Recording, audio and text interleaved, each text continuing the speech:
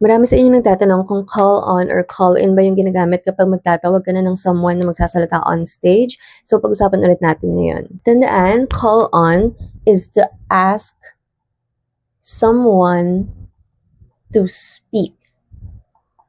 So, sa mga program, kapag may tinatawag ka na magde-deliver ng speech, magsasalita ng opening remarks, etc., call on ang gagamitin mo. Now we're clear. Halimbawa, we now call on Mr. Santos to give his message. Now, kahit hindi pa program yan, basta may pinagsasalita ka or may ini-elicit ka na response doon sa situation na yun, pwede rin yung call on. Halimbawa, the teacher called on Maria to recite. Pinag-recite niya si Maria. Meanwhile, ang call in naman is to ask someone to come, especially for a task. So, meron kang sinasummon, pinapatawag, or pinapapunta na tao sa isang place para gawin yung isang task. As in, the boss called in a technician to fix the copier.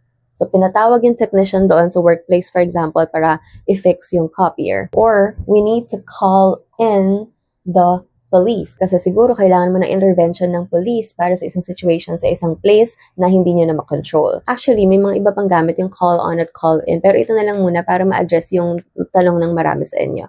So kayo naman, I'd like to call blank our guest speaker. Call in or call on.